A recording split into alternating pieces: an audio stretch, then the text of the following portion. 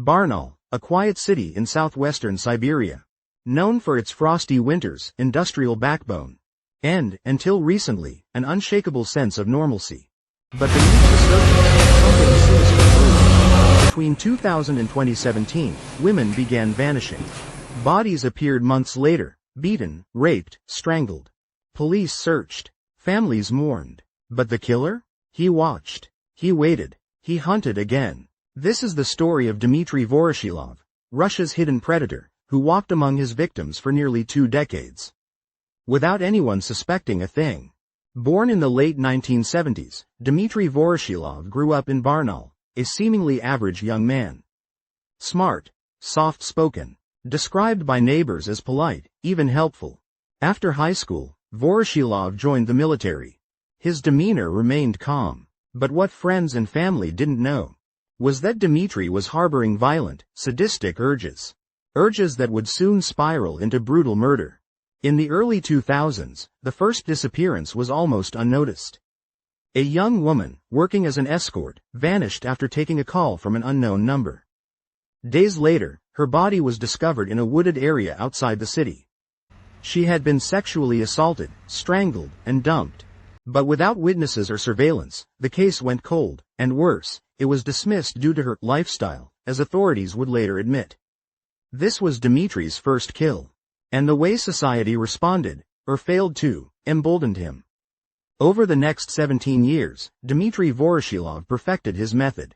He used social engineering, posing as a photographer, a client, even a potential employer, to lure his victims. He targeted vulnerable women, often those working unofficial jobs or struggling economically. He offered them money or gigs, met them alone, and once they were isolated, he struck. The bodies were always found outside the city, mutilated, sometimes months later. There were signs of extreme violence, broken bones, internal trauma, defensive wounds.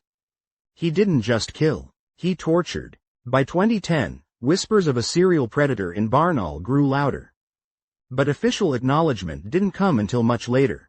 Police faced pressure, both political and public. They created a task force. But they had no suspect. He was a classic organized killer. Charming, calculating, no obvious signs of mental instability. That's why it took so long to catch him. Eventually, digital forensics caught up. In 2017, a young woman survived a brutal assault and gave police a description. Surveillance footage and a linked IP address led to Voroshilov's arrest. During trial, prosecutors laid out a horrifying timeline, connecting Dimitry Voroshilov to at least 8 murders and several sexual assaults. His online activity, matched DNA, and victim testimonies sealed the case. Voroshilov showed no remorse. He denied some charges, admitted others, always calm, emotionless, even smug. Some still believe Voroshilov had accomplices, or that more victims remain undiscovered. This wasn't just about one man. It was about a system that let him hide in plain sight. That failed to protect its people. Since his arrest, Russia has seen renewed calls for reforms in how police handle missing persons, especially those from marginalized communities. Dimitry Voroshilov is behind bars. But experts warn. For every maniac caught, there are others still out there, smarter, quieter, watching. And the next, Barnaul maniac, may already be walking among us. Serial killers are not always monsters in the dark. Sometimes, they're the man next door.